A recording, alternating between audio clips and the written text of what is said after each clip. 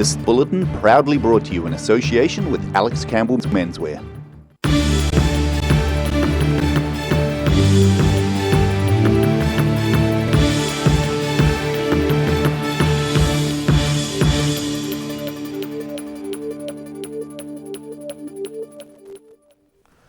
Kia ora, good evening. Welcome to the South today. I'm Daryl Baser. New Zealand is set to be at level 2 status in the response to the spread of COVID-19 in 10 days' time. At this afternoon's media announcement, the government has revealed 3 new cases of COVID-19, including 2 nurses who've tested positive. Then, at her post-cabinet briefing, following a lengthy preamble, the Prime Minister said the country will fully be at level 2 by Thursday, May 21st. But she says there will be some guidelines. Today, I am announcing that Cabinet agrees we are ready to move into level 2, to open up the economy, but to do it as safely as possible. So let me set out how we will do that. On Thursday this week, retail, malls, cafes, restaurants, cinemas, and other public spaces, including playgrounds and gyms, can reopen. All will be required to have physical distancing and strict hygiene measures in place. You can begin to move around New Zealand, but space yourself out, especially if you're using public transport. And of course, health services will restart. On Monday, 18 May, all children and young people will be able to return to school and early learning. This staging is to give parents, teachers and education facilities time to plan. And finally, on Thursday, 21 May, bars will be able to open with all the requirements set out last week, including that seating must be provided, there must be space between tables, and there mustn't be multiple waiters and waitresses serving a single table. We have left bars till last because they do pose the most risk. As we can see from South Korea that recently opened up their bars only to close them again after one person created an outbreak of 40 people and caused 1,500 tests. While we have put in place measures and expectations to make all hospitality as safe as possible, these few extra days really do give us a chance to lock in the data from level 3 and feel more secure that we're ready for this move. Overall, though, the upshot is that in 10 days' time, we will have reopened most businesses in New Zealand, and sooner than many other countries around the world. But that fits with our plan, and our plan was go hard, go early, so we can get our economy moving again sooner, and so we can get the economic benefit of getting our health response right. And so far, we have. But there does have to be a new normal. And that normal means that we will be breaking out of our bubbles. We will be around more people. But we can do that and get more activity going if we balance that with keeping our distance and keeping our social gatherings small for now. Our strength so far has been our willingness to learn about this virus and change the way that we behave to beat it. And we've learnt a lot, especially from our clusters. If you've followed their origin, you'll know that they're a slice of Kiwi life. They have started at wedding receptions, stag do's, a conference in Queenstown that included drinks and socialising, a bar in Matamata. There is a theme. When we come together to socialise in large numbers with one another, there is risk. The best insurance policy we have for that risk is to reduce the size of our socialising for now. And that is what the Director General of Health has recommended that we do for now. Parties, big social events, or anything designed to be for mixing and mingling won't be allowed to happen for groups that are larger than 10. Gatherings at home need to be kept at 10. Church and religious events, weddings, funerals, stag do's, all limited to 10 for now. And if you're wanting to head to a restaurant or a bar, they won't be able to take group bookings for larger than 10. This, alongside social distancing, is our insurance policy. And why 10? Simple. If something goes wrong with a group of 10, that is much easier to contain, much easier to contact trace, much less likely that if something goes wrong, the whole country will have to experience more restrictions. That doesn't mean that you won't see larger gatherings of people around you. People, for instance, will be at the movies, but they'll all be spaced out. They'll be watching sports, but they will be spaced out. People might go to a show, but they will be spaced out. You'll see bars and restaurants open, but they again will be required to have people seated and spaced out. We have done what we can to prioritise opening up businesses, but just alter the way that we work within them for the next wee while. This strikes a balance between getting the economy moving, but also making sure we have got the next stage right. I know that many New Zealanders are looking forward to catching up with friends and family, and from this Thursday you can. But for now, as I've said, it just needs to be small. This is a transition out of our bubbles, where you can see people you haven't seen in a while. You just can't do it all at once. I should add, though, a particular note, because I have been asked this a few times. If you have a family that is larger than 10, we're not suggesting you throw anyone out of the house. We are being pragmatic. We just don't want you to have a large gathering yet. This is also one of the reasons that we have decided to allow travel again, as we signalled last week. Because it isn't so much the movement around the country that is an issue. It's actually what people do when they get there that matters. So go and see your mum. Just don't turn it into a massive family reunion while you're at it. Instead, maybe see your mum, visit a local tourism site, or support a local business.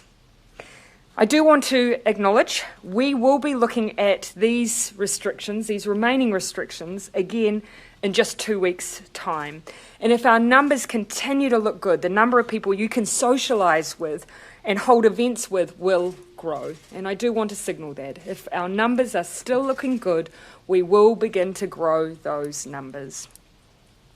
Last Thursday, when announcing what Level 2 looks like, I said the key rule is to play it safe, that we all need to take individual responsibility for our actions and continue to behave like the virus is still amongst us, especially when in public and around people that you don't know. At Level 4 and Level 3, we had success because staying home meant we broke the chain of transmission. We simply weren't in contact with one another to spread the virus. At Level 2, we are now out and about again. Just about all parts of the economy are opening up again. What we have balanced in these decisions is how we can do that. Get those restaurants open, malls open, shops open, but how we can keep them open. That's why we're asking you all to be incredibly careful as we get back to a new, safer normal. None of us can assume COVID isn't with us. So with that in mind, a reminder of the golden rules of Level 2. Keep your distance from other people when you're out in public, including on transport. If you're sick, stay home. Don't go to work or school. Don't socialise. This should be a really low bar. If you have symptoms of cold or flu, call your doctor or healthline immediately and get tested. Wash your hands, wash your hands, wash your hands, and do it properly. Don't get together socially or mix and mingle with more than 10 people at once, and keep a track of where you've been and who you've seen. Your efforts, New Zealand, have got us to this place, ahead of most of the world, and without the carnage that COVID has inflicted in many other places. But there are risks ahead, so please be vigilant at Level 2. Irresponsible behaviour will take us backwards. Getting to this position early has saved jobs and businesses, but there is a long road ahead to full recovery, and things will continue to be very, very tough before they get better. We are looking to provide more support for the businesses most affected, and to do that soon. This week, the government will release our budget, our plan to respond to the economic toll the virus has caused.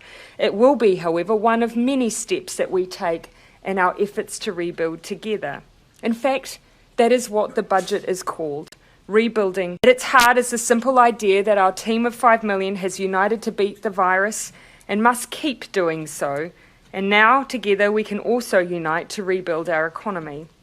And that there is an opportunity to build back even better, addressing issues like inequality or rundown infrastructure, and challenges to our environment. The Finance Minister will have much, much more to say on that on Thursday. So for now, we are in level 3 for just 2 more days. From Thursday, when you wake up, play it safe. Remember that wall of defence we built together as a team now rests with every one of us. So when you're out and about, acknowledge your fellow teammates, enjoy being out more and seeing others. Keep it small, keep your distance, and be kind. And stay tuned to Channel 39 to see today's full announcement. Installation of a whisky still began at Speight's Brewery in Dunedin on Friday, after being about 2 years in the planning. One of the first steps featured a large crane lowering parts of the still into the factory through the building's roof. Getting ready to crane a large copper still and associated piping into Dunedin's Speight's Brewery. The New Zealand Whisky Company is moving in. The New Zealand Whisky Company has now got a collaboration with Lion, Nathan and Speight's, and these are the stills that are now being put up into the 4th floor of the Speight's building, and we're going to be producing some spirit, which in turn will make some whisky, which in turn will go out to the world. Support beams from the factory roof were cut through and roof panels removed for the parts to be lowered into place, with the Oamaru-based company hoping to be distilling high-strength beer into whisky in 2 months' time. Company director Warren Egan says the collaboration echoes that of the Speight Brewery's founder more than 150 years ago. James Speight started his occupation or his working life as an apprentice in a brewery where Wilson's Distillery was, and he was an apprentice there when he started his working life. So he has actually heritage with both, when you take the lineage back to New Zealand whisky and with Speight's Brewery. Egan's also hoping the historical connection will be good for Dunedin's tourism industry. Coming into the Speight's Brewery will be a fantastic thing for both the visitor opportunity for people coming to see Speight's as a brewery, and now has the connection now with spirit-made whisky, which will be put into a package of tourism opportunity as well for Dunedin. In Dunedin, the South today. The Wanaka Department of Conservation has been accused of ignoring COVID-19 risks to walkers, runners and cyclists on a narrow walking track. The Clutha River Outlet track is described by Albert Town Community Association Chairman Jim Cowie as unsafe. He says walkers and cyclists often clash on the narrow two-way track with frequent blind bends and steep sides to the river. Since lockdown, the number of people using the track has increased significantly. He says he counted more than 50 people in an hour using it and has asked DOC to close the track.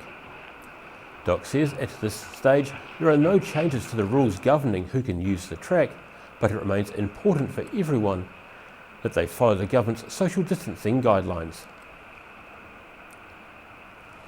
Florists across the country found themselves sold out of flowers leading up to Mother's Day last Sunday.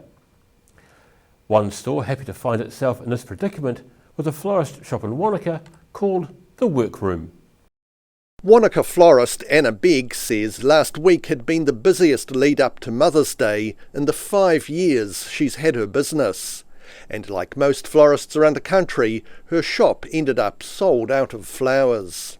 This Mother's Day we've done a collaboration with Pembroke Patisserie and Gifted Wanaka, and we have created gift packs for all of the lovely local mothers out there. We've been inundated with orders, therefore we've completely sold out due to the wonderful local support. She attributes the demand for flowers this year due to the lack of alternative gifts being easily available during lockdown. COVID-19 restrictions mean her business has operated through internet and phone orders only, and it's not been easy to find flowers for Mother's Day. It's been tough with the lockdown, but we have got some lovely local growers that we buy off in the Cadrona Valley, and also we get a lot of our flowers sent down from Christchurch, and they've had a great supply. Big says she's planning on opening her store to the public once the country shifts down to alert level 2. In Wanaka, the South Today. A piece of Dunedin history has started to disappear from the city's landscape. Dunedin's historic Cadbury factory stopped making chocolate in 2018 and is now making way for a new hospital. Demolition is now underway to make way for the city's new $1.4 billion hospital, with the former warehouse being the first part to go. Diggers began on Saturday tearing down the metal canopy of the building. A Southern District Health Board spokesperson says demolition of the warehouse is expected to take a fortnight. Workers are set to be on site until 6 p.m. each day, Monday through Saturday. Both lanes of State Highway 1 on either side of the site are expected to remain open throughout the work, but drivers are asked to be aware of vehicles entering and exiting the site. 18-year-old Wanaka free skier Nico Porteous has done pretty much every trick conceivable on the halfpipe, and now he's a winner at this year's ASB Otago Sports Awards.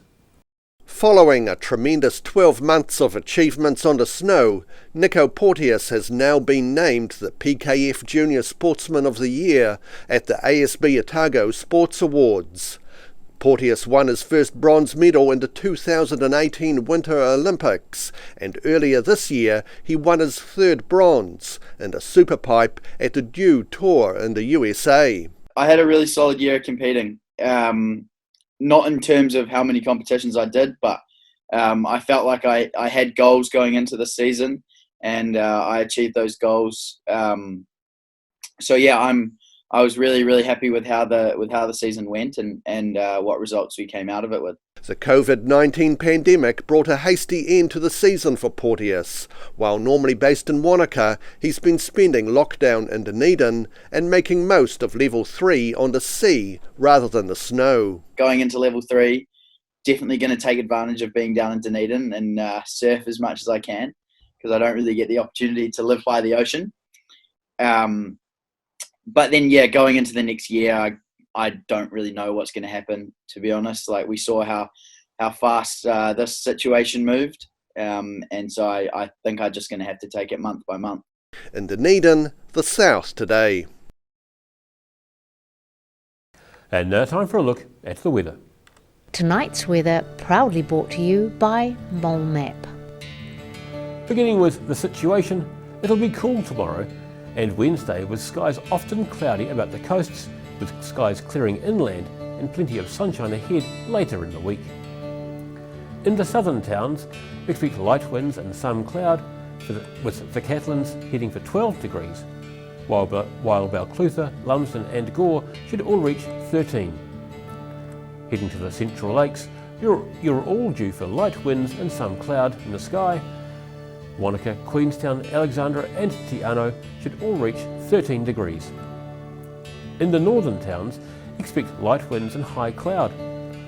Timaru, Wamaru, Twizel and Omarama are all in line for 14 degrees. In Dunedin tonight, expect mostly cloudy skies with an overnight low of 9 degrees. It'll be overcast tomorrow with cold temperatures and light winds. Expect a high of 13 and a low of 4. It'll be mostly fine and sunny on Wednesday with moderate cool northeasterlies, a high of 14 and a low of 9 degrees.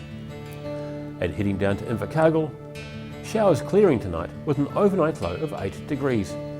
It'll be mostly cloudy tomorrow, but sunny periods increasing during the afternoon. You should have a high of 12 and a low of a chilly 3 degrees. It'll be fine with sunny periods and some cloud on Wednesday. Expect a high of 15 and a low of 9. And that's all from the South Today team for this Monday. For the latest news from the southern region, head online to odt.co.nz and follow Channel 39 on Facebook and YouTube. And stay tuned to Channel 39 for the latest COVID-19 updates from the government. Remember, we're still at level 3 in our bubbles until Thursday in most cases. Have a great evening. Ta kite anō. See you tomorrow.